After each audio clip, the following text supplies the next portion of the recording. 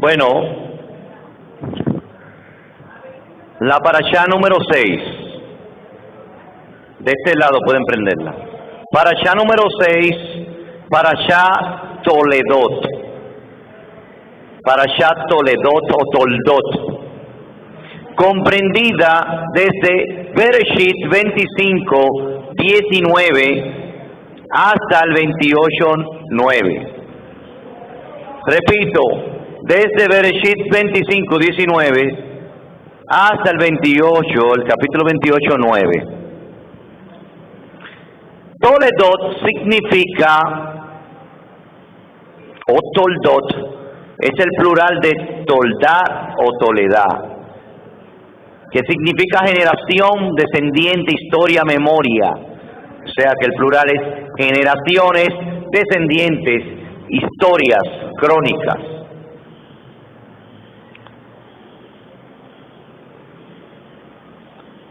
Capítulo 25. Be'elet Toledot Yitzhak ben Abraham Jolit et Yitzhak. Estas son las generaciones de Yitzhak, hijo de Abraham. Abraham engendró a Yitzhak. La palabra hebrea traducida por generaciones es Toledot, de la palabra Toldot, que viene del nombre de la ciudad Toledo. ¿Será que el nombre donde viene la ciudad Toledo es de esa palabra hebrea? Toledot. Es como si fuera un estigma que ellos pusieron en esta ciudad, como de ahí está las generaciones de los sefardíes. Toledo está en España, referencia a los descendientes judíos que poblaron y la desarrollaron. Hace 2700 años, si usted va a Toledo y usted le pregunta a cualquier judío que haya quedado en Toledo, en la jurería de Toledo, le dicen que ese judaísmo tiene 2700 años en Toledo. Ellos lo saben. Y hace 2700 años, cuando el reino de Salomón, estaba en su máximo esplendor, cuando estaba construyendo el templo, se narra desde una ciudad minera, de oro, de plata, de materiales preciosos al extremo del Mediterráneo,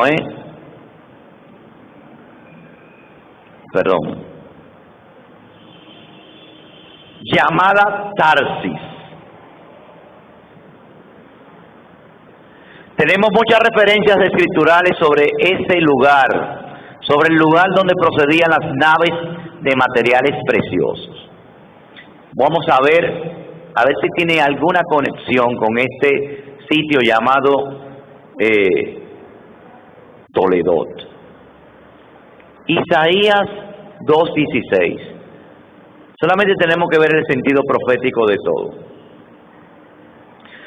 Sobre las naves de Tarsis y sobre todas las pinturas preciadas.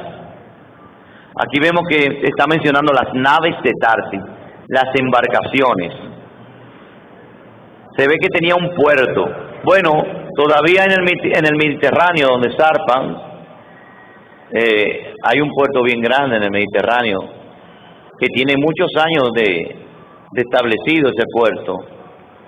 Y no sé si usted ha oído alguna canción popular que dice "Nací en el Mediterráneo". Eso es de una española. O el extremo, la otra cara del Mediterráneo, de esta parte es Tel Aviv, Israel. El frente es un extremo y el otro extremo. Isaías 69, ciertamente en mí esperarán las islas. ¿Cómo? Ciertamente en mí esperarán las islas. Las naves de Tarsis el principio para traer tus hijos de lejos. ¿Cómo? Su plata y su oro con ellos, al nombre de Yahweh tu poderoso, el Kadosh de Israel, que te ha exaltado. ¿Cómo? ¿Para qué? ¿De dónde? ¿Qué es lo que dice de Tarsis proféticamente? Las naves de Tarsis desde el principio para traer a tus hijos de lejos. Vamos a ver Yeshayahu 66:19. Y pondré entre ellos una señal. ¿Cómo pondré entre ellos una señal? Enviaré de los escapados de ellos en las naciones a Tarsis. ¿Quiénes serán los escapados? Los escapados de las naciones. Volverán a su origen. A Pul y a Lut, que disparan algo, y a Tubal y a Jabam, y a las islas apartadas que no oyen de mí, ni vieron mi cabot, y publicará mi cabot entre las naciones. Mira con qué está relacionada Tarsis. Vamos a ver Yirmiyahu 10:9. Traerán plata extendida de Tarsis, oro ufaz. Aquí habla de la plata y de los materiales preciosos que tiene. Precisamente Toledo era, y la península ibérica, que es España y Portugal, eran productoras de estos materiales preciosos. Ezequiel 10:9. Miré y he aquí 4 ruedas junto a los querubines, junto a cada querubín una rueda. El aspecto de la rueda era como la piedra de Tarsis. Ya está, como que viene cosas hermosas de ahí, de Tarsis, ¿eh? Ezequiel 27:25. Las naves de Tarsis, tus cuadrillas, fueron en tu negociación. Tú fuiste llena, fuiste multiplicada en gran manera en medio de los mares. Eso como que me lleva a una historia. Eso como que me lleva a una historia. Ezequiel 38:13.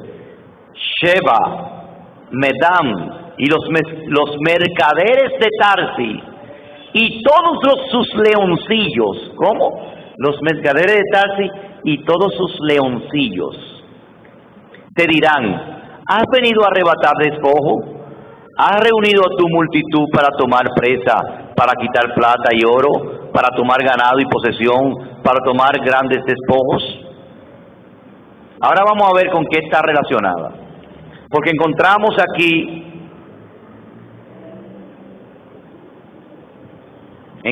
aquí, yo quiero que me vaya buscando la cita donde Shaul dice que me destino a pasar por Sefarat, que se me olvidó ponerla aquí. Me destino a pasar por Sefarat. La palabra Sefarat está en H5614. Sefarat se escribe con Samech, Fei, Resh y Dalet. El sonido vocálico se lo dan para variar una palabra de otra, pero a veces hay palabras con las mismas consonantes y el sonido vocálico, porque viene de la misma raíz, pero el sonido vocálico es que varía. Entonces Sefarat es la parte, una región de Asiria, dice el Strong. ¿Por qué dice una región de Asiria?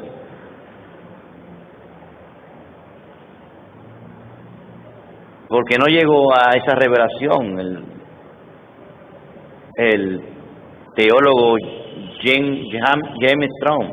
¿Por qué no llegó? Bueno, porque Esta revelación comenzó cuando los judíos dijeron, somos sefardíes. Y se vio la relación que había entre las palabras. De ahí en adelante, las ediciones de la Biblia comenzaron a ponerle España al lugar que se llamaba Sefarad. Si no hubiera sido por la cultura y el pueblo que ha quedado vivo como lámpara, no hubieran sabido ni siquiera qué relación tiene, con qué lugar está relacionado esa palabra. Pero si rastreamos su raíz, la raíz viene de la palabra Sefer, que se escribe con Samech, Fei y Resh. Solamente le falta la Dalet al final. Esa es la raíz, Sefer. Está relacionado con el libro. ¿Cómo se le dice al rollo de la Torá? Sefer Torah. Viene siendo como el lugar donde está el libro, donde están lo del libro, lo del Sefer, lo del rollo. Los guardadores de la Torah. Los guardadores del Sefer están ahí. Vayan relacionando. Pero Shaul, para aquellos que dicen no, que Sefarad vino fue después del año 70. No, pues si Shaul está diciendo antes del año 70 que ya había una comunidad, porque él dice que se destinaba a pasar por Sefarad. Entonces quiere decir que en el siglo I, en el año 46, ya hace rato, si Shaul estaba pensando, estaba destinado a pasar por Sefarad, no era porque iba a ir a un sitio inhóspito que no conocía, era porque había algo, había una comunidad ahí. Pero si usted va a Toledo, que es un pueblo de Sefarad, del cual hemos visto qué significa en hebreo, cualquiera pensará que ese nombre vino por otra vía. Y ese nombre se lo pusieron los judíos, que significa generaciones. Ahí comenzó las generaciones de los sefardíes hasta poblar América. Por eso es que es importante buscar nuestra cultura. Pueden venir muchos diccionarios, mucha enciclopedia, pero la última palabra la tiene el pueblo. Puede venir Strong y me da una buena definición, pero el significado correcto y específico me lo da el pueblo, que sigue vivo, una lámpara encendida. El pueblo judío, la parte de Judá. Esto nos describe cuando Asiria tomó el control del mundo conocido. Por eso fue que lo puso Strong así, que es una parte de Asiria. Asiria tenía el mundo conocido en el tiempo de Shaul, en el tiempo de Abdías, perdón, no de Shaul, de Abdías, porque en Abdías es que se habla de Sefarad. Y le pertenecía ese extremo de la península ibérica, ese extremo del mar Mediterráneo, que es la península ibérica. Por eso le dicen una parte de Asiria. ¿Hello? Por favor, venga a leerme el texto de Shaul. ¿Qué dice Shaul en el año 34 después del Mashiach? Como ya dijimos, lo que ponen hoy como España era llamado Sefarad. Shaul, en el capítulo 15 de Romanos, del 22 al 24, que es donde él se propone hacer un viaje, él dice: por esta causa me he visto impedido muchas veces de ir a ustedes, pero ahora, no teniendo más campo en estas regiones, y deseando desde hace muchos años ir a ustedes, cuando vaya a Sefarad, iré a ustedes, porque espero verlos al pasar y ser encaminado allá por ustedes. Dice que viene una persona que conocen allá, a una comunidad. Dice, y ser encaminado a los romanos. y ser encaminado allá por ustedes, una vez que haya gozado con ustedes. Quiere decir que la comunidad de Roma estaba en separada. O sea, no es a los romanos de Roma, sino a los romanos que estaban en Sefarad, donde estaba la comunidad de Sefarad. Ahí estaba la comunidad judía, una comunidad judía donde se hacían proselitismo, personas que estaban en la fe del Mashiach.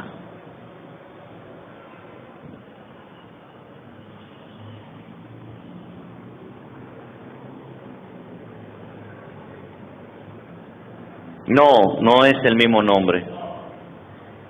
No, Sífora tiene la misma raíz, pero no es el mismo nombre. Perdón. Ya eso yo lo investigué con el Strong. Bueno, también yo quiero que usted me lea Atía 1:20, por favor, donde se menciona Sefarad por primera vez. La palabra Sefarad por primera vez. Recuérdense que el tiempo de Abdías, ¿cuándo fue que escribió Abdías esto? Ahí es que las personas cuando no reconocen que hay un profeta que habló de Sefarad. Recuérdense de ese tiempo de Abdías, eso hace 2700 años.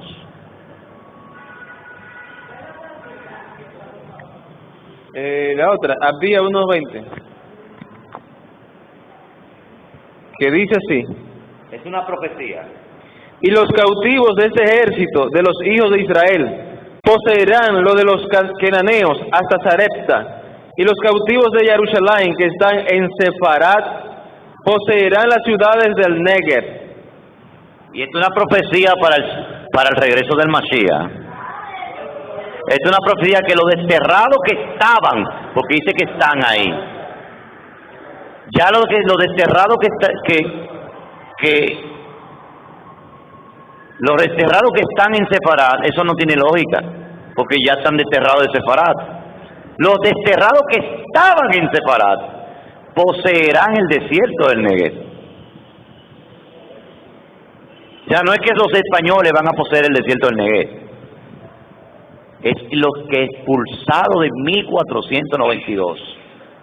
El resultado de eso, los redimidos que salieron de ahí poseerán el desierto del Negev. ¿Está viendo?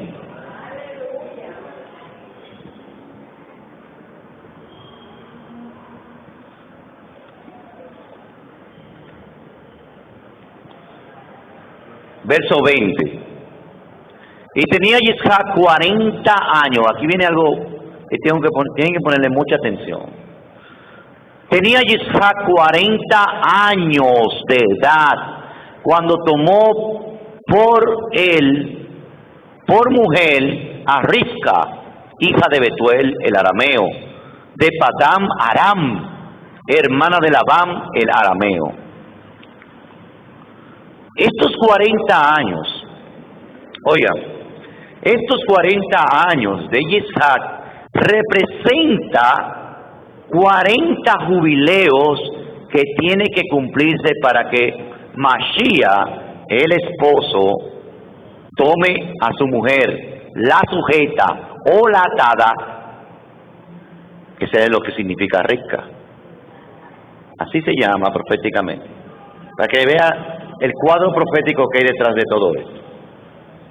También representa que a los 4000 años, 40 por 100, este mismo número por 100, de la historia de la humanidad, Mashiach iba a hacer la separación, el Kiddushim,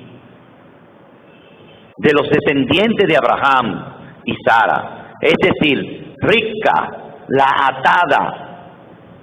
Él la desató cuando perdonó sus pecados por medio de la taz, los dos palos cruzados, y así se volvió sujeta para su marido hasta que se cumpla la plenitud después de 40 jubileos.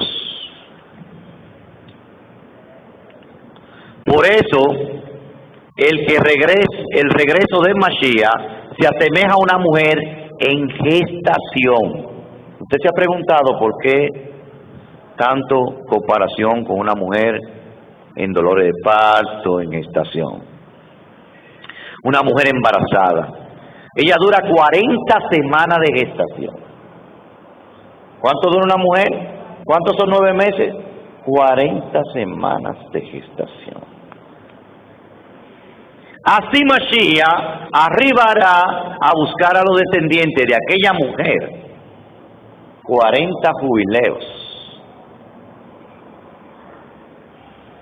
Por eso, a estos momentos proféticos se le llaman los dolores de parto, tanto por los hijos como por el hijo. Es duplet. El cual, cuando usted vea lo de una mujer parió un hijo, de dolores de parto, siempre se refiere o a Mashiach o a los hijos. Los dos. Vamos a ver eso. El cual es la luz del mundo. Por eso el nacimiento se denomina dar a luz, porque la luz regresa. La luz viene. Porque al caer la tarde, dice en Zacarías 14, habrá luz. Vamos a ver Yeshayahu 26:17. Dice: como la preñada cuando se acerca el parto gime y da gritos con sus dolores, así ha sido delante de ti, oh Yahweh. Yeshayahu 54:1. Alégrate, estéril, la que no paría, levanta canción. Te va a darse cuenta que tiene que ver esta alegoría de Rivka con los últimos tiempos, con la restauración de todo Israel. Alégrate, estéril, la que no paría, levántate, levanta canción, das voces de júbilo, la que nunca tuvo de parto,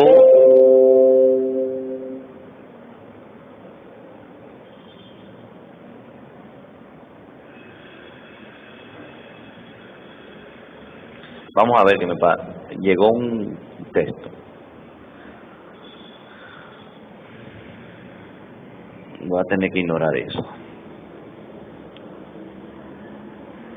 Dice: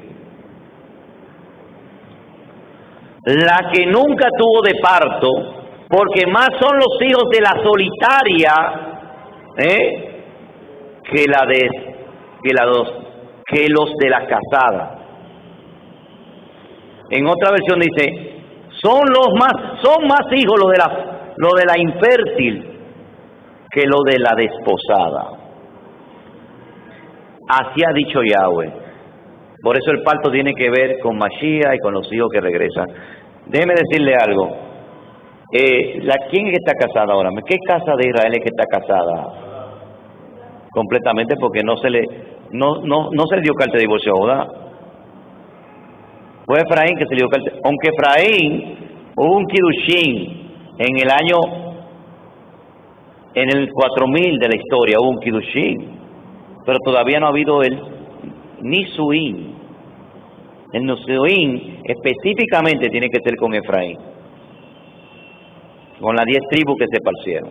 Pero con Judá no tiene que haber estas dos etapas. Judá no se le dio carta de divorcio.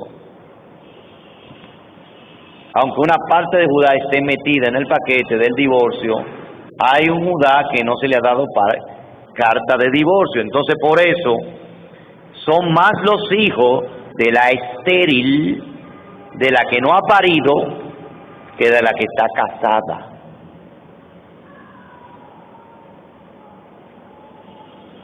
Recuérdense, ahora mismo el censo de los judíos son 7 millones en Israel.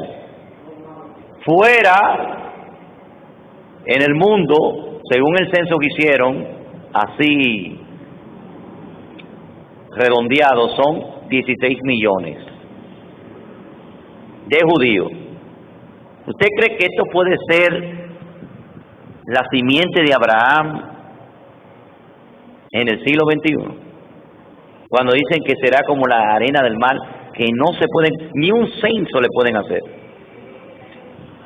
Ni un censo van a poder hacerle, no se puede contar. Para mí, la población, los hijos de Abraham son la tercera parte de la población mundial. Como dice el profeta Malaquías 7, que una tercera parte será dejada. Siempre esa tercera parte aparece proféticamente por ahí. Entonces, es posible que sea la tercera parte de la población mundial. Si a la tercera parte de la población mundial, que son 2.350 millones de personas, usted le quita 16 milloncitos, usted tiene millones y millones más. Tiene muchos millones. Entonces ahí se puede deducir que son más los hijos de la estéril que los de que están casadas. Isaías 66:8. ¿Quién oyó cosa semejante? ¿Quién vio cosa tal? ¿Podría la tierra en un día? ¿Parirá la tierra en un día? ¿Nacerá una nación de una sola vez? Pues cuanto Sión estuvo de parto y dio a luz a sus hijos. Recuérdense que esto lo han aplicado también para la parte de Judá cuando nació el Estado moderno de Israel. Pero eso se completa con la restauración de todas las cosas que hablaron los profetas de las 10 tribus perdidas. Isaías 66:9. Yo hago romper fuente y no haré dar a luz, dijo Yahweh. Yo hago engendrar, seré detenido, dice el poderoso tuyo. Isaías 66:10. Alégrense con Jerusalén, gócense con ella, todos los que la aman, llénense con ella de gozo, todos los que se lutan por ella. Miqueas 5:2. Mas tú, y esto quiero que le ponga mucha atención, mas tú, Bethlehem de Efrata, pequeña para estar entre millares de Judá, de ti saldrá el que será gobernante de Israel. Y sus salidas son desde el principio, desde los días de antaño. En algunas versiones dicen desde los días de la perpetuidad o de antes de la fundación del mundo. Seguimos en el 3 de Miqueas y dice, pero los dejará hasta el tiempo que para la que ha de dar a luz. ¿Cómo es?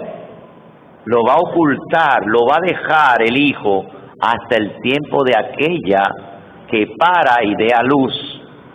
Y el resto de sus hermanos se volverá con los hijos de Israel. O sea, tan claro no puede haberlo. Tan claro no lo puede haber. Y viene Mateo 24:8, nuestro Mashiach, diciendo, y todas estas cosas son principios de dolores. Bueno, nos narra todo Mateo 24 al principio. Y primera de Tesalonicenses 5:3 dice que cuando dirán shalom y seguridad, entonces vendrá sobre ellos destrucción de repente, como los dolores a la mujer encinta no escaparán. Está viendo toda la relación que tiene que ver con una mujer embarazada, con dolores de parto. Dice también Apocalipsis 12:1. Una gran señal apareció en los Shamaim, una mujer vestida de sol, con la luna debajo de sus pies y sobre su cabeza una corona de 2 estrellas. Estando encinta, clamaba con dolores de parto y sufría tormento por dar a luz. Ella dio a luz un hijo varón, el cual había de regir todas las gentes con vara de hierro. Y su hijo fue arrebatado para el poderoso y para su trono. El conocimiento que tenía un judío del primer siglo era que tenía dos facetas, el Mashiach. Tenía que ser arrebatado para el reino y para su trono, y tendría que volver a reinar con vara de hierro. 25-21. Y oró Isaac a Yahweh frente a su mujer, que oraba también, porque era estéril. Déjame ponerla que se vea. Porque era estéril. Y le atendió Yahweh y concibió Rebeca, su mujer. Muchas de las mujeres hebreas han sido estériles. Sara, Rica, Rachel, Hannah, la madre del profeta Samuel, Abraham y Sara tuvieron que esperar más de 70 años para ver respuestas a sus oraciones. ¿Cómo? Más de 70 años. Ese 70 también es algo profético. Isaac y Rica tuvieron que esperar, ¿cuánto? 20 años antes de tener hijos. Rachel tenía que esperar 14 años antes de tener hijos, y Hannah fue estéril durante 19 años, según el Midrash. En este versículo 26, o verso 26, está escrito que Isaac tenía 60 años cuando su esposa dio a luz a Esaf y a Jacob. Esto significa que Isaac tenía que orar durante 20 años largos. Hubo 20 años de espera hasta ver el cumplimiento de la promesa de la descendencia de Abraham, que iba a multiplicarse. Esto dice varias cosas. Estos 20 años multiplicados por 100 alegorizan a 2000 años. ¿Por qué le digo que siempre las mujeres estériles y sobre todo Rica es la alegoría de estos últimos 2000 años? Porque hubo una matriarca que murió y la otra quedó viva. Vino al escenario después de la muerte de Sara. Recuérdense que siempre se nos habla a nuestros padres. Nuestros padres, siempre se dice también, por ejemplo, cuando dice, por cuanto Él no perdonó a nuestros padres, que dice, porque lo provocaron. Cuando se habla desde el pacto renovado, que dice, he aquí hago un pacto renovado, no como lo hice con vuestros padres. Porque en el desierto los padres murieron y los de 20 años hacia abajo fueron los que pasaron? Porque hay una alegoría en la misma historia. Esta mujer representa la esposa que viene después de la muerte de la otra esposa, que son los padres, pero es de la misma familia. Por si acaso las personas dicen, porque aquí es que se ha basado la doctrina del reemplazo, en que no, ya es otro prototipo de creencia, otro prototipo de hijos, y han denominado otros hijos y han sacado ahí una iglesia espiritual, un Israel espiritual, que simboliza Rica. No, Rica es hebrea, familia de Abraham. Murió Sara, diciendo nuestros padres, con la esperanza de la resurrección. Vino Rica, la esposa de Isaac, el hijo único.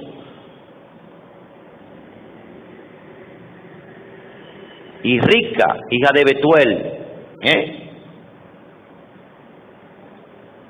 hermana de Betuel, perdón, y hija de Nahor. hermano de Abraham. Quiere decir que se casó con una prima. ¿Qué era lo que me iba a decir? Esta esterilidad es profética y está relacionada con el tiempo largo de esterilidad de Jerusalén. Tanto Sara como Rivka simbolizan a Jerusalén. Y las dos fueron estériles. Una con un tiempo específico, que dice aquí el Midrash que fueron 70 años, quiere decir que aquí están los 70 años de Jerusalén. Y aquí me habla también de que hubo 20 años de que estuvo estéril Rivka. Y esto me alegoriza los 2000 años que quedan para que los hijos regresen. En Isaías 54:1, vamos a repetirlo, dice: alégrate estéril.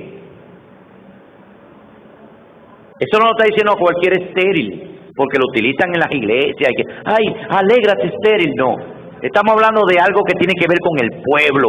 Todo gira en Israel. Todo gira en su pueblo, en su descendiente, en el linaje Kadosh. Porque si no salva a su pueblo, no puede salvar al mundo. Él dejó este establecimiento. Él dejó este patrón. Primero su pueblo, Reshit. Después los que son después de la primicia. Su pueblo es la primicia y los otros. Su pueblo es la nación Coanín, la nación sacerdotal, y después ¿qué? El pueblo. ¿Por qué lo primero? ¿Por qué el símbolo de que había que llevarlo primero al Mizcán, a los Coanín, antes que cualquier cosecha pueda ser utilizada? Porque primero el pueblo. Primero la salvación tiene que llegar a su pueblo para que de ahí emane salvación a todo el mundo. Por eso tenemos que entender bien, de tal manera amó Elohim al mundo, que ha dado su Hijo único para que todo aquel que en él crea no se pierda, mas tenga vida eterna. ¿En qué?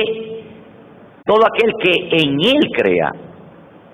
Y que si creemos en él, tenemos que creer en lo que él dijo. ¿Qué él dijo cuando mandó a Mashiach? Le pondrá Yeshua porque él salvará a su pueblo. No he sido enviado sino solamente las ovejas perdidas de la casa de Israel. Si él no salva a su pueblo, si no hay una evidencia de los Kadoshim en esta tierra, los demás, viene colateral, que viene por un efecto de salvación, no va a venir la salvación completa entonces.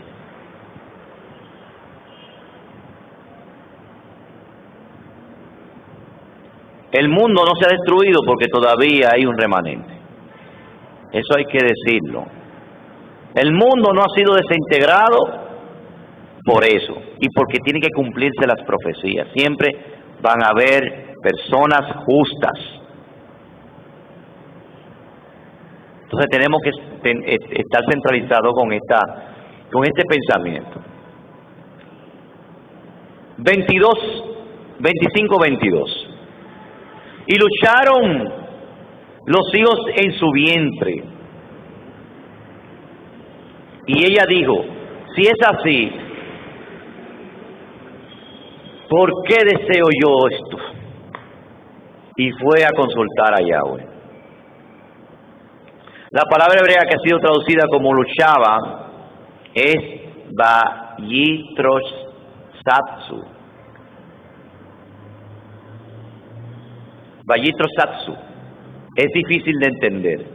Viene de la raíz Ratzat, que significa luchar, pero también está relacionada con la palabra Ratz, que significa correr. Por esto los rabinos interpretaron estas palabras en el sentido de que los niños estaban luchando dentro de su vientre para salir corriendo. De allí surgió el Midrash, que dice que cuando Rivka pasaba por un lugar donde estudiaba la Torá, Jacob corría dentro de ella y agitándose para salir. Pero cuando pasaba al lado de una casa de idolatría, Esaf se agitaba para salir. El Targum traduce el texto diciendo que se empujaban entre sí. Los dolores de ella eran tan fuertes que se presentaba se preguntaba para qué oraba pidiendo un hijo. Si hubiera sabido que el embarazo iba a ser tan difícil, no hubiera orado. Porque ella fue la única mujer que sentía estas cosas durante el embarazo. Al final tomó la decisión de ir a preguntar a Yahweh a dónde fue, según el Midrash.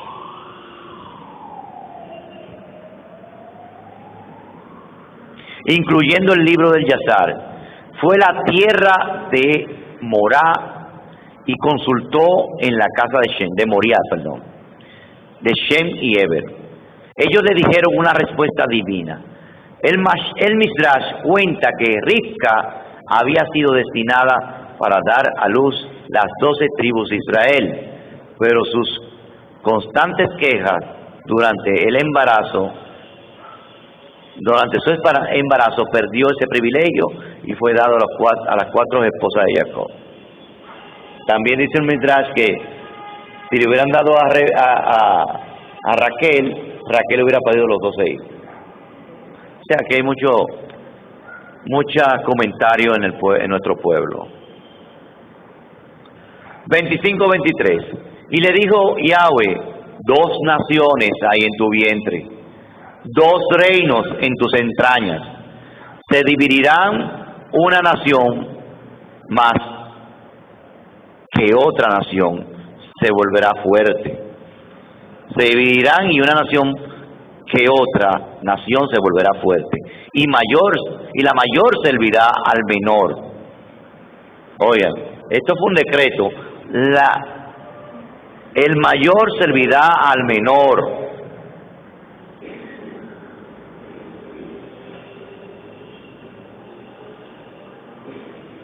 Estas 2 naciones jugarán un papel muy importante en la historia, y especialmente durante los últimos tiempos en relación con la venida del Mashiach. Jacob es el padre de Israel. Esaf es el padre de Edom, o el Imperio Romano. Yo también digo que también de todo el mundo occidental. Siempre habrá tensión entre estos dos. No solamente con el Imperio Romano, será con todos los occidentales.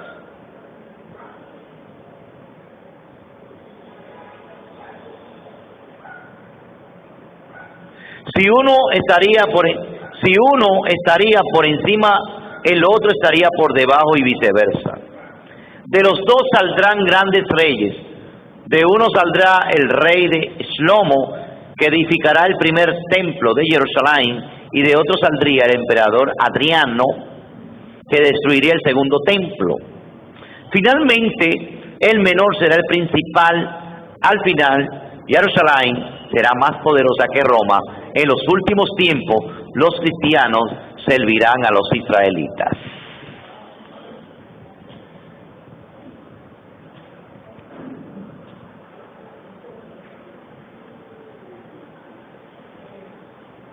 Y cumplieron sus días para parir, y he aquí gemelos en su vientre.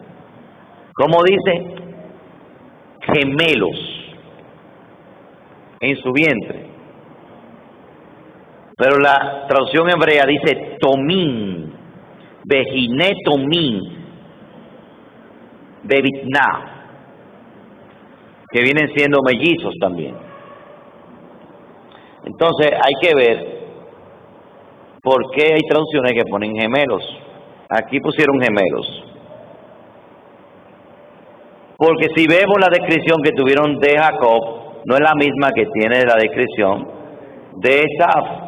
Entonces no eran gemelos, eran mellizos. Y los gemelos vienen en una sola bolsa y son idénticos. Y los mellizos vienen en 2 bolsas diferentes y no se parecen. la gran mayoría. Mellizos. Tomín es. Bejiné, la palabra bejiné. Y salió el primero, rubicundo. Hay unas versiones que dicen rubio, pero otras que dicen rojizo. Era rojizo. Todo él como cubierto, como un manto de pelliza. Y lo llamaron Esaf. El nombre Esaf viene de la palabra azui, que significa hecho, terminado. Hay un midrash que dice que él salió con barba, diente y como un hombre mayor. Porque salió hecho.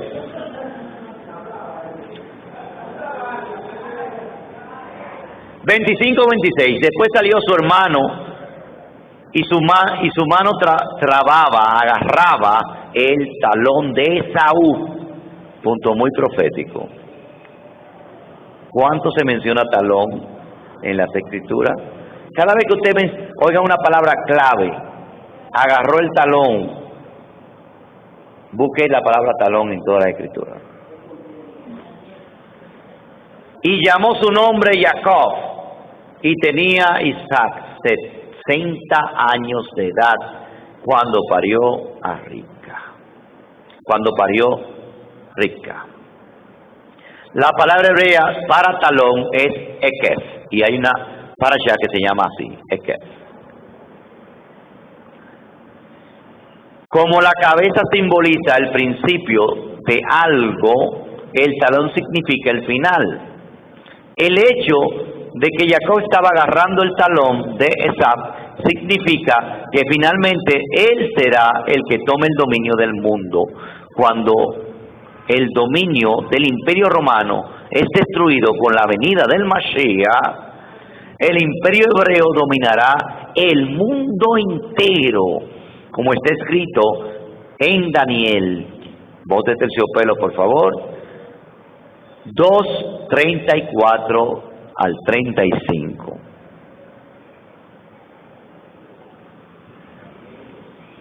Daniel 2:34 al 35.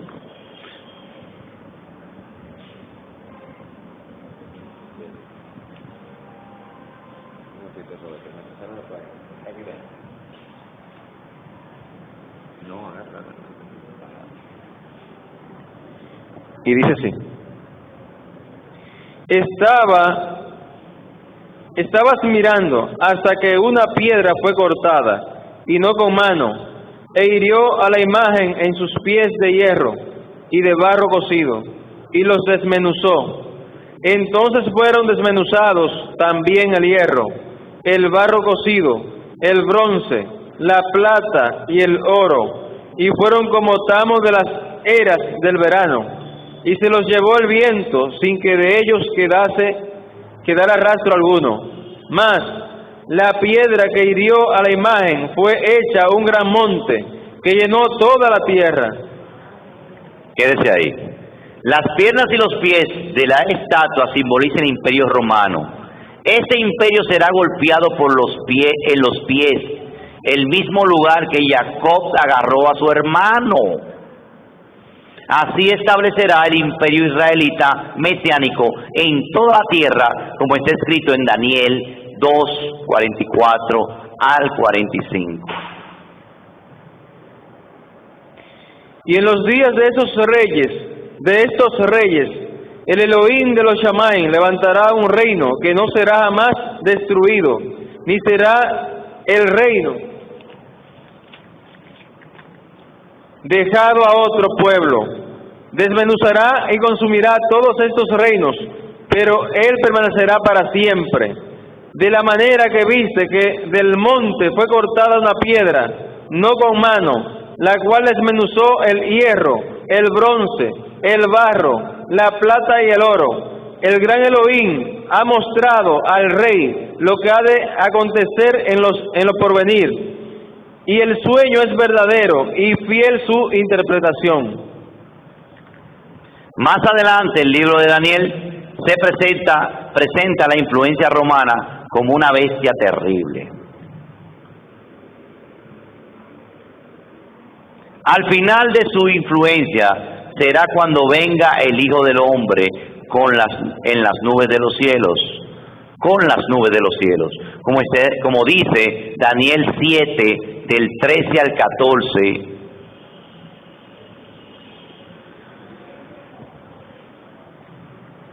Miraba yo en la visión de la noche, y he aquí con las nubes de los Shamaim venía uno como un hijo de hombre, que vino hasta el anciano de días, y le hicieron acercarse delante de él, y le fue dado dominio, cabot y reino, para que todos los pueblos, naciones y lenguas le sirvieran. Su dominio es dominio perpetuo, que nunca pasará, y su reino uno que no será destruido. Se me turbó el ruaj a mí, Daniel, en medio de mí, y las visiones de mi cabeza me asombraron. El verso 18 dice, pero los Kadosh del Altísimo recibirán el reino, poseerán el reino para siempre, por los siglos de los siglos. Dice el verso 26, pero el tribunal se asentará para juzgar, y su dominio será quitado y aniquilado y destruido para siempre, y la soberanía del dominio de la grandeza de todos los reinos debajo de todo el cielo serán entregados al pueblo de los Kadoshim del Altísimo. Su reino será un reino perpetuo, y todos los dominios le servirán y le obedecerán. En Abdías 1:21, nosotros leímos el 1:20, ahora vamos a leer el 21. Dice, y subirán salvadores al monte Sión, para juzgar al monte de Saf, el monte de Edom. Y el reino será de Yahweh. ¿Está viendo? Al final, ¿qué van a hacer? El monte de Edom representa occidente. Por eso dice que como un relámpago que se muestra del oriente hacia occidente. No solamente es Roma, es todo occidental, toda mentalidad mundana. Ahora entendemos por qué el Mashiach dijo el mundo. El mundo. Todo lo que es fuera de la nación hebrea. Cada vez que hay una transición de un imperio a otro, en los sistemas paganos, primero ellos iban acomodando las cosas cuando iban a hacer la transición. Cuando los judíos fueron deportados a Babilonia, le cambiaron los nombres. Eso es lo primero que hay que hacer para quitar una identidad. Si usted quiere quitar la identidad de alguien, comience cambiándole el nombre. Pues eso ellos hacían esto, cambiaban la identidad de cada quien, de sus ciudadanos, le ponían alusión a sus dioses, y introducían su lenguaje, su lengua. Esa es una transición. Entonces, ¿qué sucede cuando el mundo griego iba ya menguando, iba entrando el romano? Comenzó primero, se hablaba koine en todo el mundo, pero la transición era que vino la alusión romana.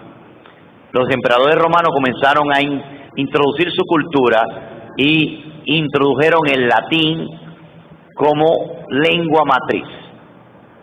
Por eso es que usted ve que en la cruz había 3 idiomas: hebreo, koine, que es el griego, y el latín, porque ya se estaba introduciendo, era una transición, se estaba introduciendo el imperio griego. Ya en el siglo, del siglo XII en adelante, ya la transición estaba ya completa. Ya todo el mundo hablaba en latín.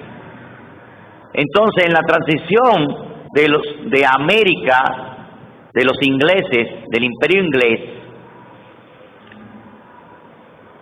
para poder entrar, hubo una transición de que la cultura romana estaba menguando, y el nuevo orden, el cual no es ningún marido de Israel en esta actualidad, sino un amante,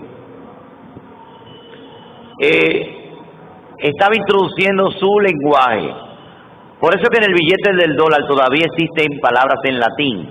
Dice novus ordum seclorum, porque estaba menguando el idioma del imperio que estaba antes y estaba imponiéndose el imperio nuevo.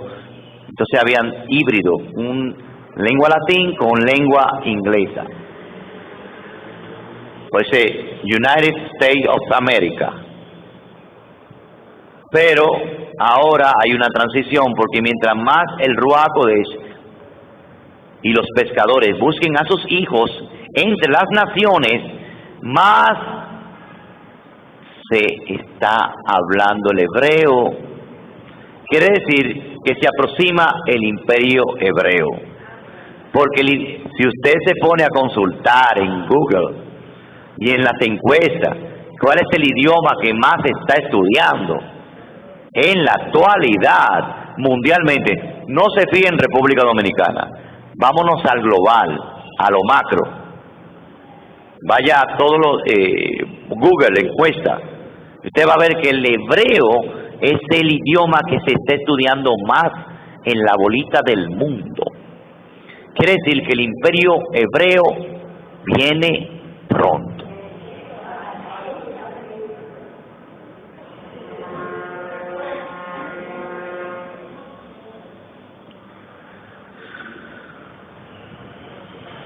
Así que el nombre de Jacob puede ser entendido como el que vence al final. O sea, no es tan malo el nombre de Jacob. Y el que suplanta al final. No hay ninguna profecía que habla de la restauración de Edom después de su destrucción en la historia y en los últimos tiempos. Recuérdense cómo fue que venció Yahshua. Yahshua venció también con una estaca que fue clavada en sus pies y atravesó su talón. También dice en Génesis 3:15, tú le herirás el calcañar y ella te aplastará la cabeza. El objetivo de que el calcañar sea sujetado es porque al final se aplastará el que supuestamente tiene la cabeza. Por eso que Edom se le dijo en tiempos pasados, no le hagas daño a Edom, ellos son tus hermanos, no le hagas daño, porque al final es que está el juicio. Todo es hasta el tiempo profético. Entonces el calcañar tiene que ver con aquel que va a tener el dominio al final. Yitzhak tenía 60 años cuando ella dio a luz. Si pasaran 6,000, así pasarán 6,000 años, 60 por 100. Eso también es una forma de interpretación hebrea. Multiplicar por 100 las edades de los patriarcas. Quiere decir que cuando venga a dar a luz la mujer que está de parto, es porque Yitzhak, que representa los hijos de Israel, la tierra, el mismo Mashiach, vendrá a los 6,000 años. 25-27. Y creció los niños y fue Esab diestro en cazador, hombre de campo, y Jacob hombre íntegro que habitaba en tiendas. ¿Por qué dice que habita en tiendas? Ma tovu o aleja Jacob, mishkenoteja Israel. Cuán hermosas son tus tiendas, oh Jacob. Cuán agradables son tus moradas, oh Israel. De ahí es que viene todo eso. Le gustaban las tiendas. La tienda representa el esposo que viene en una tienda preparada para su mujer. 25-28. Y amaba Isaac a Esaú porque comía de su casa. Y Rebeca amaba a Jacob.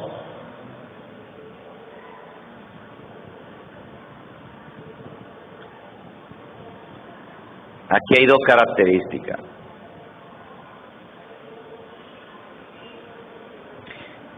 Rebeca era que estaba más sujeta al plan de Yahweh, en este caso.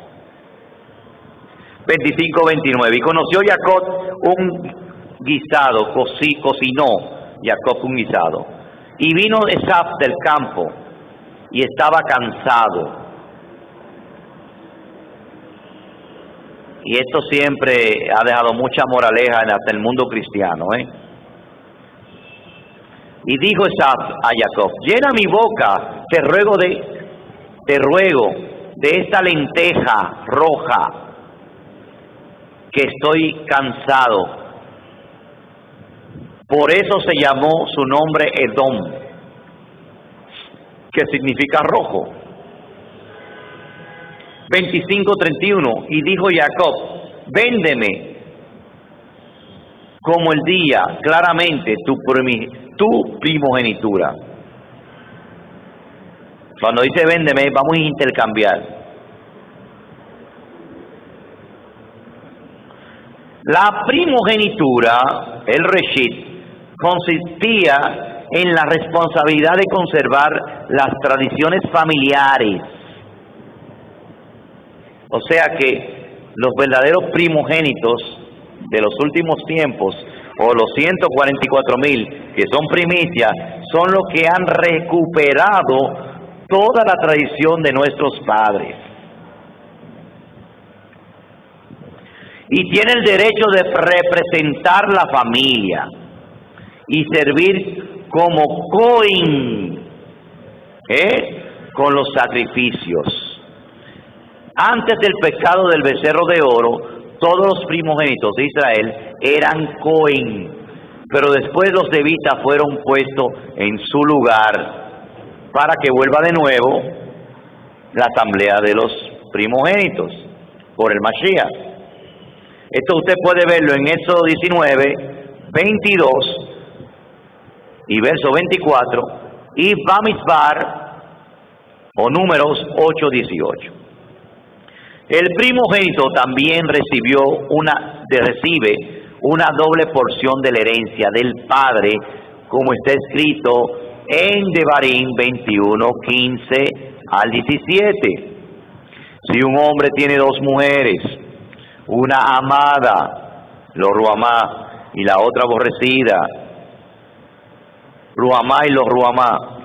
Por lo tanto, la amada como la aborrecida le han dado hijos.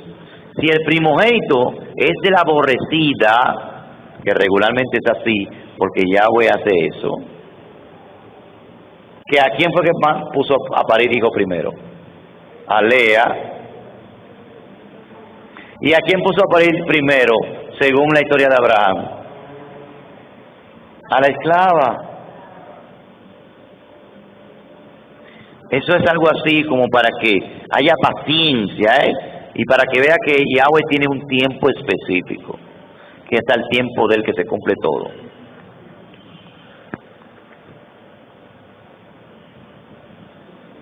Si el primogénito es de la aborrecida, el día que reparta los que tiene entre sus hijos, no puede el hacer primogénito al hijo de la amada, con preferencia al hijo de la aborrecida, que es el primogénito, sino que reconocerá al primogénito, al hijo de la aborrecida, dándole una porción doble de todo lo que tiene, porque él es el principio de su vigor. A él pertenece el derecho de la primogenitura. En Hebreos 12, 16 está escrito que no hay ninguna persona inmoral ni profana con Esaf, que vendió su primogenitura por una comida. Regularmente nosotros vendemos, y esto es algo profético, esto es algo demasiado profético. La gente no sabe las dimensiones que tiene. El mundo del reemplazo es la comida de Esaf. El guisado de lenteja es el cristianismo. Y cuando una persona es llamada, cuando ellos fueron y vendieron su primogenitura, quiere decir, los israelitas que se fueron hacia el norte, Efraín, los esparcidos, fueron los que cambiaron la herencia de Yahweh, la Torá, el reino, por Edom. Por eso se fueron a las naciones, y específicamente Occidente. Por eso le digo que también representa Occidente, el mundo, las naciones. Y desecharon la herencia por eso. Ahora vuelven y van a ser redimidos. Y en el mundo del cristianismo, específicamente, ese es el guiso. El guiso por excelencia. Al llamarse a la restauración, hay una atracción. ¿Sigo con el guiso o con la herencia? ¿Me importa mi progenitura o me importa el guiso cristiano? Ahí es que está la lucha, el forcejeo. Si ese guiso sigue siendo atractivo, no lloren después cuando venga Yitzhak a decirle, yo bendije a uno que vino, tú no viniste. O sea, aquí hay muchos drash, mucha enseñanza.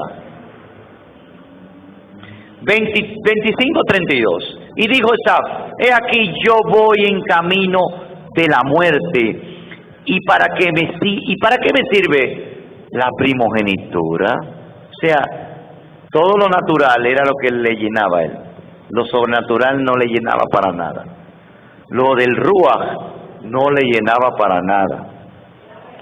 Exactamente, es una línea conductual de un grupo, de un común denominador, que hasta que no vean las cosas espléndidas, las cosas que físicamente lo llenen, no, eso no me importa para nada. No, eso no. ¿De qué me vale el yo decir Yahweh, Yahshua, aleluya, raíz hebrea, si yo no gozo, si yo no me divierto, si yo no sustento mi cuerpo? ¿De qué me vale? Es el pensamiento del mundano, de Edom. Y Jacob dijo, júrame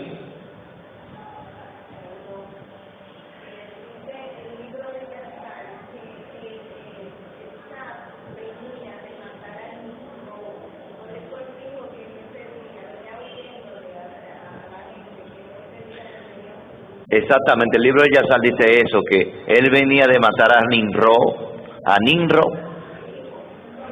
Nimro hijo, y que por eso él venía huyendo. Y entonces dijo eso, para que iba a servir a Dios, a Elohim.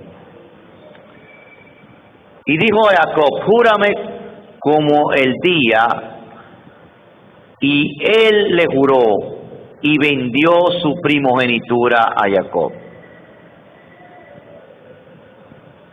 Le interesó más lo que saciaba el cuerpo, lo que saciaba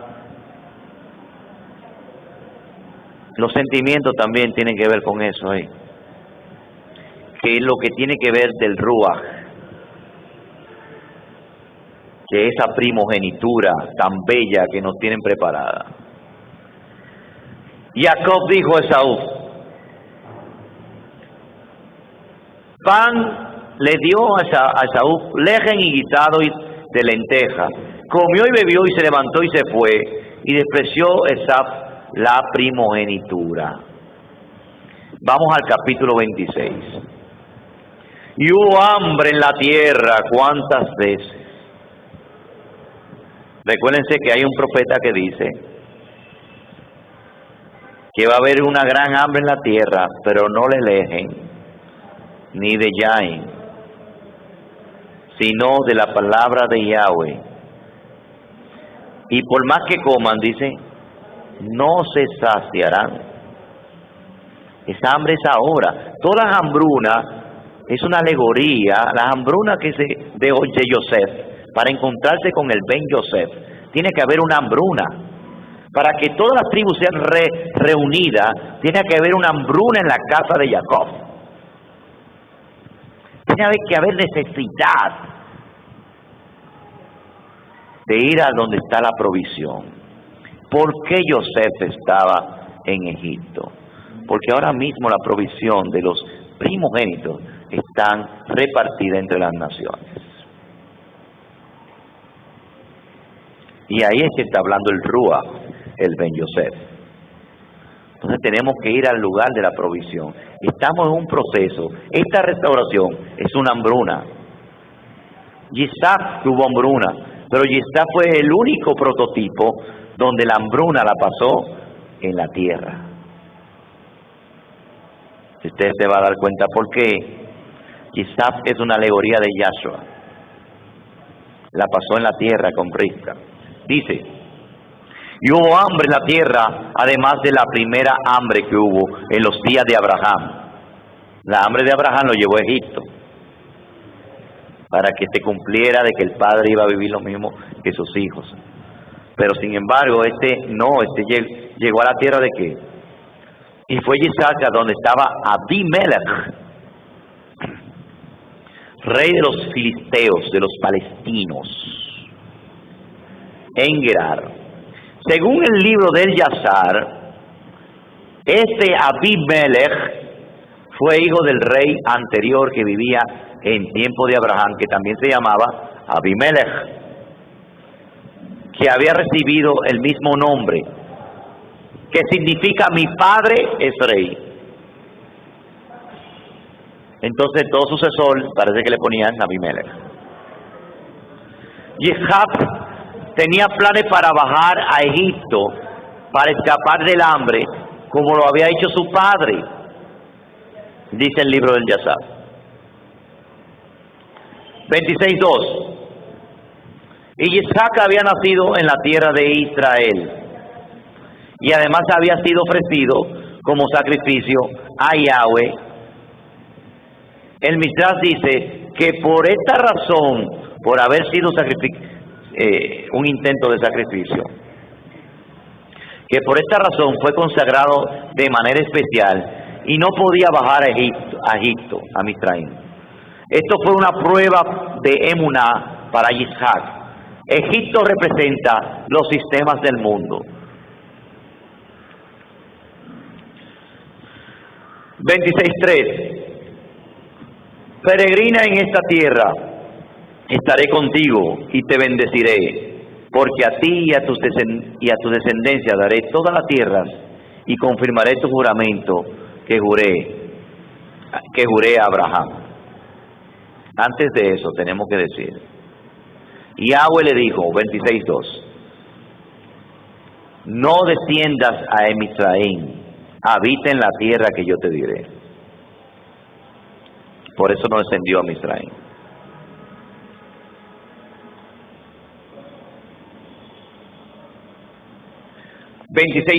Te multiplicaré tu descendencia como las estrellas de los cielos, y daré tu descendencia a toda la tierra. Serán benditas por tu descendencia todas las naciones de la tierra. Vean que a Abraham se le dice que su descendencia será como la estrella del cielo, pero también serán como la arena del mar. A Yitzhak solamente se le dice que serán como las estrellas del cielo. Yahweh no menciona la descendencia de Yitzhak. Yahweh no menciona que la descendencia de Yitzhak iba a ser como la arena del mar o como la del polvo de la tierra, solo como las estrellas del cielo. Analógicamente, los que van a tener mayor nivel en el Malhut son como las estrellas del cielo y están relacionados con Yitzhak, con el hijo. Yitzhak es el que alegoriza al Mashiach. Y se bendecirán. No dice Recuérdense que aquí lo leí como lo dice la Reina Valera. La Reina Valera dice, y serán benditas todas las estrellas, dice aquí, serán benditas todas tu descendencia, todas las naciones. Serán benditas en tu descendencia todas las naciones. Ahí no dice serán benditas todas las naciones. Ahí dice, se bendecirán. Se bendecirán. ¿Qué significa se bendecirán? O sea, es la palabra Behit Barhu, muy diferente a Benibrahu, Mispajá, que significa serán benditas en ti todas las familias de la tierra. También dice todas las naciones. Aquí se usa la palabra Goín, naciones. A diferencia del 12:3 con Abraham, donde dice Mispajot, familias. Como una nación es mayor que una familia.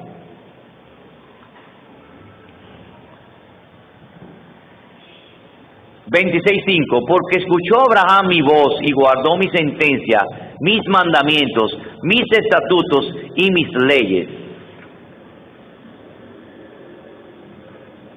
Aquí vienen una definición de cada cosa. Guardó mi sentencia, mis mandamientos y mis estatutos y mis leyes. La primera definición, la voz, Abraham obedeció mi voz. En hebreo, Shama Abraham, Bekolí, tiene que ver con la obediencia a la voz de Yahweh en los momentos de prueba. También podemos destacar su obediencia a la voz del Ruach de Yahweh, en caminar diario en relación íntima con Él. Como dice Romanos 8:14, porque todos los que son guiados por el Ruach de Elohim, los tales son hijos de Elohim. 2. Guardar. Y guardó mi ordenanza. En hebreo, Vaishmor Mishmarti, literalmente guardó mi guardia. Tiene que ver con los decretos de prevención relacionados con la prohibición de la Torá, incluyendo las legislaciones rabínicas posteriores. Sin embargo, no todos los rabinos comparten esta última opinión. De esto aprendemos que Abraham tenía una actitud de vigilancia y cuidado en cuanto a las cosas de Yahweh que había de guardar. Había una definición, mitzvot, mandamiento. Aquí se encuentra la palabra mitzvot, que normalmente incluye todos los mandamientos de Yahweh.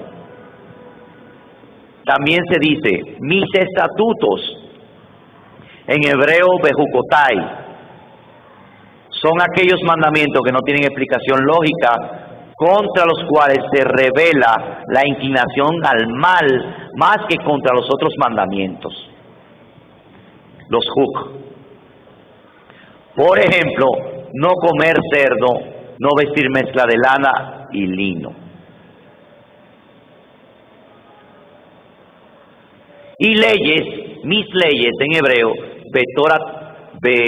betorotai, la palabra Torah, instrucciones o enseñanzas. Estas 5 palabras corresponden a los 5 libros de Moshe. Bereshit, la voz de Yahweh que habla con los hombres muchas veces. Por favor, un poco de agua. En Shemot se encuentran 2 eventos muy importantes que hay que guardar. Pesach, en Éxodo 12:13. Shabbat, Éxodo 31. Y Vayikra. Y en Vayikra son mencionados todos los mandamientos que fueron dados en el Sinaí. Levítico 27:34.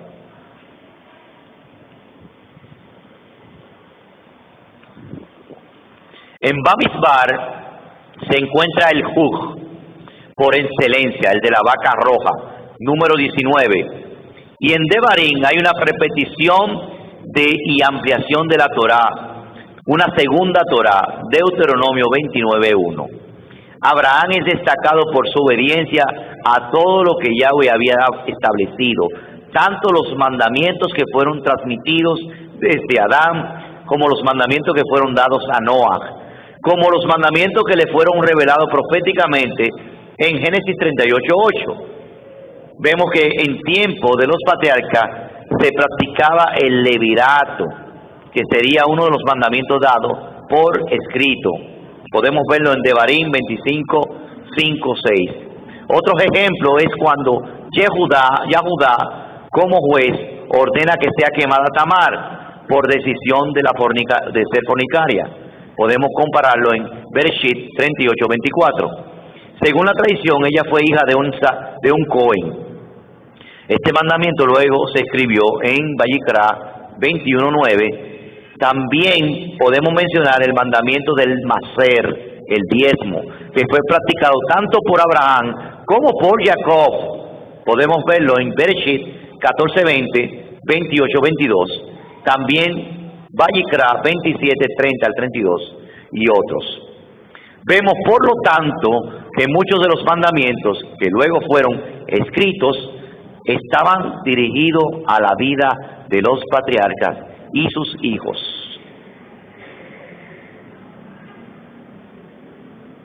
Avanzamos. Vamos a resaltar otro punto. Capítulo 27.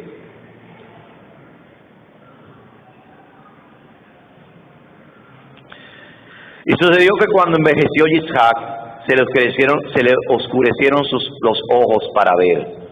27:1. Y llamó a Esaf, su hijo mayor, y le dijo: hijo mío. Y él le dijo: heme aquí. Y dijo: he aquí que ahora envejecí y no sé el día de mi muerte. Yitzhak tenía 123 años. Le faltaban todavía 57 años hasta el día de su muerte. Esto significa que Esaf y Jacob entonces tenían 63 años. 27:3. Ahora toma, te ruego, tu arma, tu espada, tu arco, y sal al campo y coge caza para mí.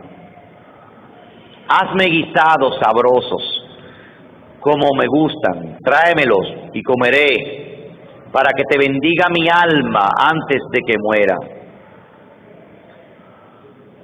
27:5. Y Rivka escuchaba cuando Yitzhak hablaba a Esaf, su hijo. Y se fue Esaf al campo para coger caza y traerla. Y Rivka habló con Jacob, su hijo, diciendo: he aquí, he oído a tu padre hablando con Esaf, tu hermano, diciendo: tráeme caza, hazme guisado, y comeré, y te bendeciré delante de Yahweh antes de mi muerte.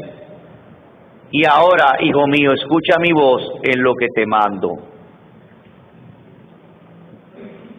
Ve, te ruego al rebaño, te ruego al rebaño, toma para mí de allá 2 buenas crías de cabras, y haré de ella guisado para tu padre como a él le gustan.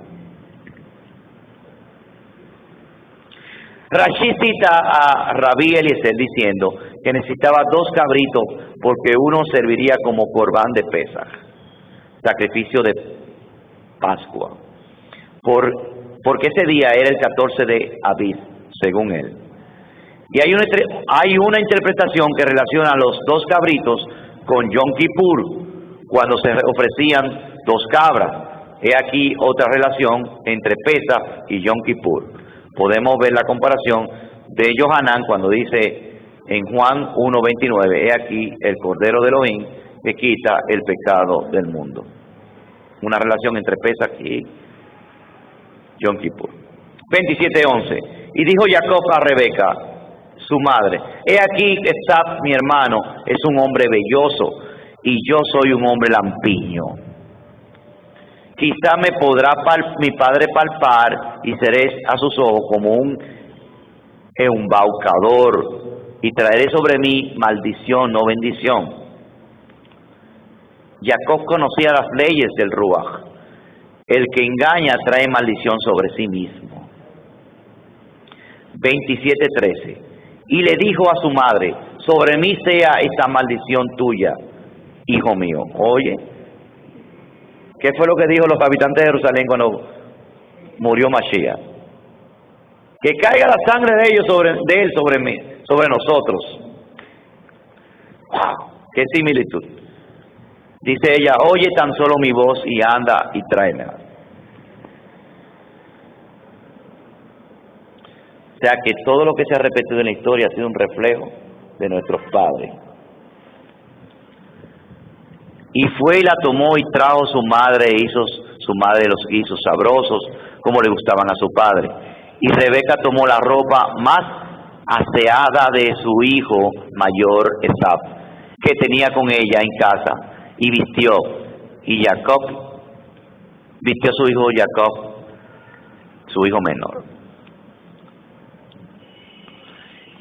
Y las pieles de las crías de las cabras se las puso sobre sus manos, sobre las manos y sobre las partes lisas de su cuerpo, de su cuello.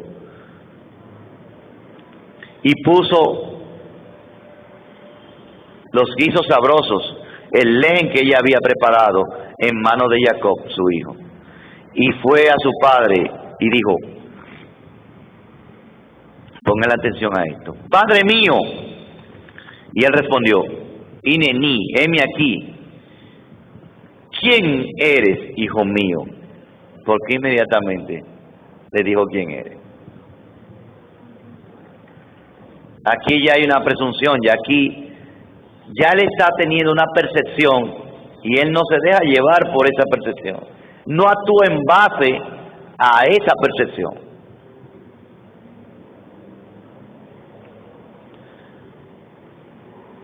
Y dijo Jacob a su padre, soy Esaf, tu primogénito. He hecho como me dijiste, levántate, te ruego, siéntate y come de mi casa, para que me bendiga tu alma. Y dijo Isaac a su hijo, ¿cómo es que encontraste tan pronto, hijo mío, otra percepción? Ya hay varias percepciones. Ya hay algo que le está diciendo dentro de sí que no es. Y él respondió, porque Yahweh Elohim me ha puesto delante. Me la ha puesto delante. Ya ahí puso el nombre del abacados. Y ahí que en una mentira hay que tener cuidado con poner el nombre del abacados porque puede tener trascendencia con nuestras generaciones también. Y dijo Isaac a Jacob, acércate y te ruego, te palparé. Ahora quiere comprobar. Hijo mío, hay una duda para ver si eres hijo mío, Esaf o no. No había duda ahorita, ¿y por qué ahora sí? Se acercó Jacob y su padre Isaac, el cual palpó y dijo, la voz es la voz de Jacob. ¿Cómo es? La voz es la voz de Jacob, pero las manos son las manos de ¿qué? De Esaf. Entonces, ¿cuál es la moraleja? ¿Cuál es el drash? Que todo el mundo está... O sea, ahí está lo que están... Tenemos que ver en la enseñanza de que no podemos prestar más atención al sentir que al oír la palabra del oír. Isaac fue engañado porque prefirió más el sentir. Cuando palpó, ya eres tú. No importa lo que yo haya oído. No importa lo que se haya dicho. La voz tiene que ver con el ruach. La gente no escucha el ruach porque quiere sentir. quiere la carne, quiere todo lo que lo haga, lo que el medio natural le diga, no lo que el Ruach le dé entendimiento. Y el Ruach tiene que ver con las palabras de Yahweh, con las palabras del Abacadosh. De ahí todo el sistema de la doctrina del reemplazo está basada en el sentir más que en el oír, y el oír la palabra de Elohim. ¿En qué se basa la fe? La emuná. La emuná viene por el oír, y el oír la palabra de Elohim. Quiere decir que mi emuná no es solamente decir fe. Por eso yo no digo la palabra fe, porque la palabra fe viene del latín, es un derivado de confianza, viene del griego y del latín. Y se aplica para cualquier cosa. Tengo fe en un equipo, tengo fe en... Sí, tengo fe, como dice el abogado, doy fe, soy testigo, doy fe de esto. Pero la palabra emuná no puede ser tomada para el mundo secular. La palabra emuná está adherida a la Escritura. Y podríamos traducirla como confianza, pero todavía no se basa más en la confianza. Viene de la raíz emet. Emuná viene de la raíz emet, que quiere decir verdadero, concreto. La palabra emet significa concreto también. O sea, está concretizado, está cierto, verdadero. Quiere decir que la fe viene por algo concreto. La palabra de Elohim es algo concreto.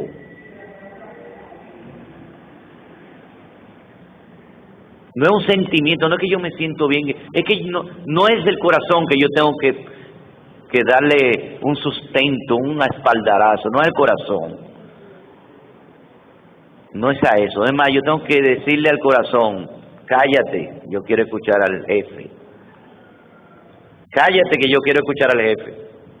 Y eso es lo que nos tiene que dominar en esta vida ahora, antes del regreso del Mashiach.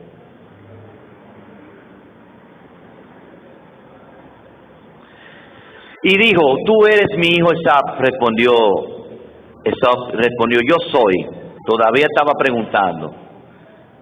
27-25, y dijo, tráeme y comeré de la casa de mi hijo, para que te bendiga mi alma. Y él se le acercó y comió, y le trajo vino, y bebió. También había vino.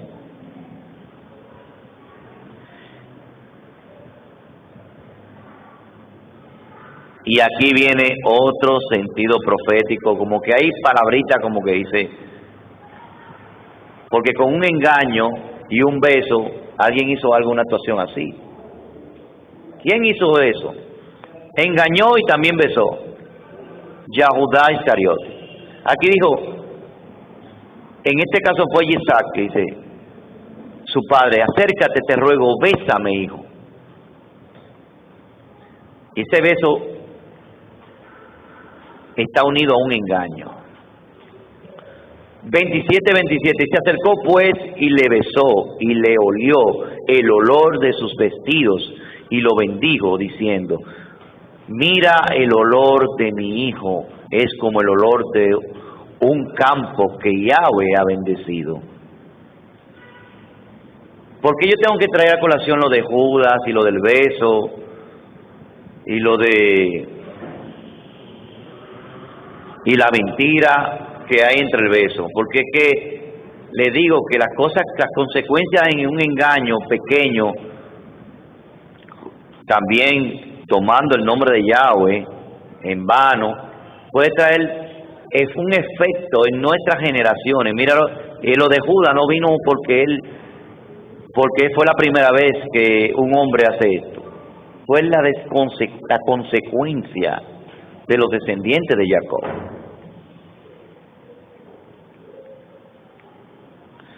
El olor es un estímulo. El olor es un estímulo a Isaac para que el Ruach HaKodesh, el espíritu de profecía, pudiera venir sobre él. Para poder profetizar el alma debe estar en un estado de sinjá. Yahweh ha creado varios métodos, ha creado varios métodos para alegrar el alma. Ahí se me escapó una palabra. Los buenos olores son algunos de esos medios de Elohim. Un campo que Yahweh ha bendecido, esto contrasta con la maldición que vino sobre la tierra por causa de Adán. En Bereshit 3:17 dice, ¿alguien me lo puede buscar? Bereshit 3:17. Kefa, por favor.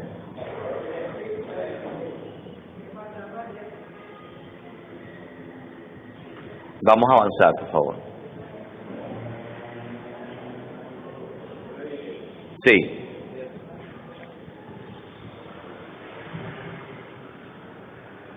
Y el hombre dijo, por cuanto obedeciste a la voz de tu mujer, y comiste del árbol de que te mandé, diciendo, no comerás de él, maldita será la tierra por tu causa, con dolor comerás de ella todos los días de tu vida.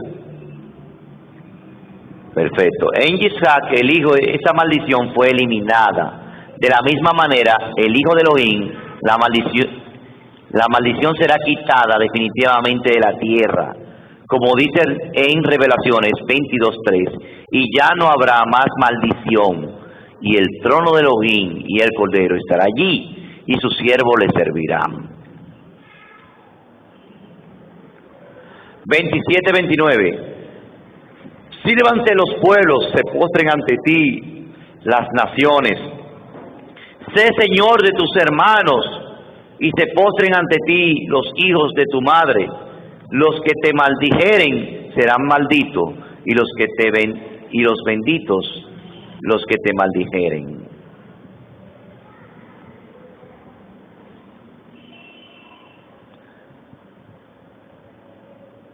Y ahí eso se invirtió. Yo voy a avanzar un poco. Eso se invirtió, y ahí ya Jacob lo que hizo fue que, por causa de una mentira, él tuvo que buscar la bendición posteriormente, que la vamos a ver en la otra parashá, para poder invertir esta maldición en cuanto a su vida y su destino, y en cuanto a sus descendientes.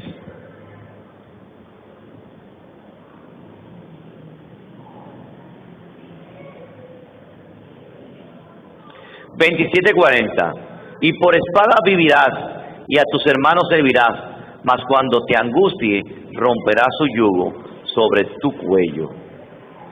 Esta bendición no está mencionado Yahweh, aun si fuera una bendición que tiene poder para el futuro.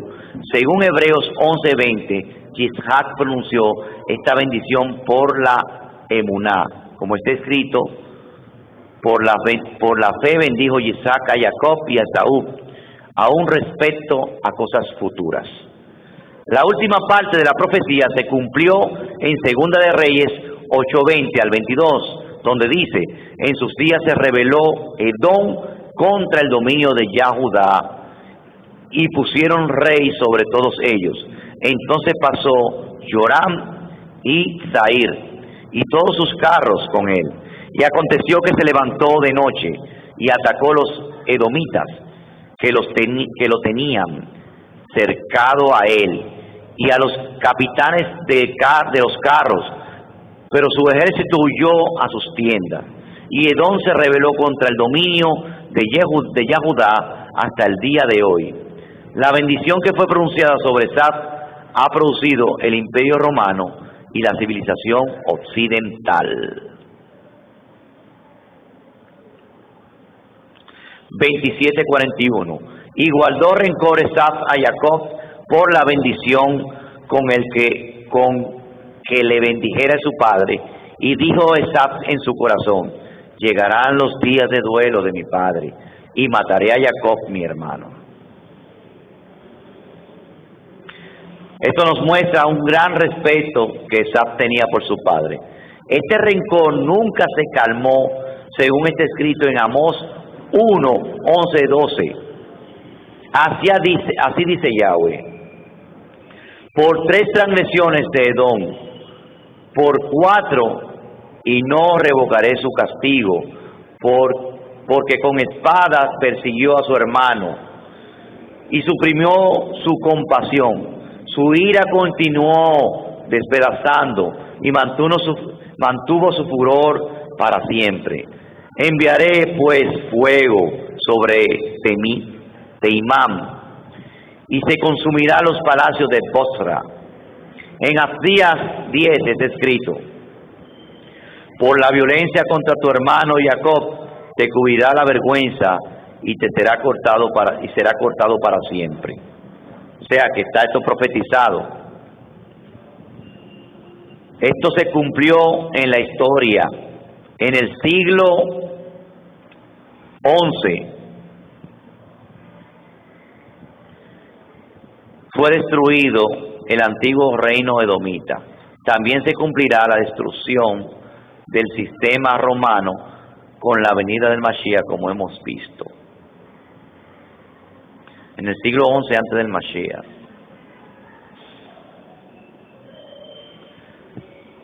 Y fueron capítulo 28. Y llamó Isaac a Jacob y lo bendijo, y le ordenó diciéndole: no tomes mujer de las hijas de Canaán. No tomes mujer de las hijas de Canaán. ¿Qué eran los hijos de Canaán en ese momento? Los que estaban emparentados con los filisteos. Y además Canaán tenía la maldición, Kenam. 28:2. Levántate, vete a Padán Aram, a la casa de Betuel, padre de tu madre. Toma para ti de allí, de la misma raíz, Toma para ti de allí mujer de las hijas de Labán, hermano de tu madre.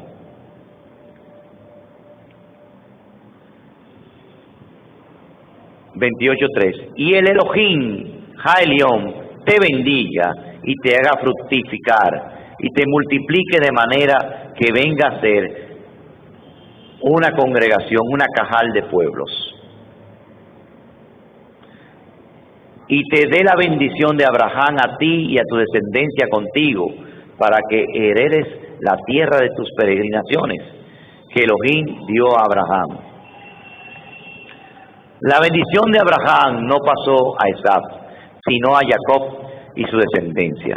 Estos versos reafirman lo que hemos visto antes, que la bendición de Abraham implica 3 cosas: el pueblo, Elohim, el pueblo y la tierra. Esas son las 3 cosas.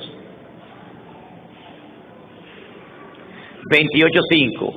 Y envió Isaac a Jacob, y fue a Padán Aram, a la casa de Labán, hijo de Betuel, el arameo, hermano de Rivka, madre de Jacob y de Esaf. Podemos hacer un cálculo de edad de Jacob cuando llegó a la casa de Labán. Cuando Jacob se presentó ante Faraón en Egipto, tenía 130 años de edad, según Bereshit 47:9. Ya había pasado 7 años de abundancia y 2 años de sequías de Yosef, que fue puesto como gobernante con 30 años de edad. Entonces sabemos que Yosef nació cuando Jacob tenía 91 años de edad. Según el Talmud y el libro del Yazar, Yosef nació al final de los 14 años que Jacob había servido por sus 2 esposas. Entonces Jacob tenía 77 años de edad cuando llegó a la casa de Labán. El Talmud dice que Jacob se ocultó estudiando en la casa de Eber durante 14 años, desde los 63 hasta los 77, antes de seguir su viaje hasta la casa de Labán. Quiere decir que Eber estaba vivo todavía. 28:6. Y vio Esaf que había bendecido a Jacob y le había enviado a Padán Aram para que tomase de allí mujer para él. Y cuando lo bendijo, le había ordenado diciendo: no tomes mujer de la hija de Kenam. Y Jacob obedeció a su padre y a su madre, y fue a Param Aram. Y Esab vio pues que eran malas las hijas de Kenam a los ojos de Isaac su padre. Y fue Esab a casa de Ismael y tomó por mujer a Mahalat. ¿A qué casa fue que fue? A la casa de Ismael, hijo de Abraham, hermana de Nebaiot, además de sus otras mujeres. Por eso que la descendencia de Esab está también con los árabes. Y así ha sido la persecución de Edom sobre Jacob de generación también en generación, porque si vamos a ver más adelante, también Esab se mezcló ¿con quién? Con Amalek. Y de ahí Edom también tiene algo de Amalek, y por eso va a tener una condenación al final. Shabbat Shalom a todos. Aquí se acabó la parasha.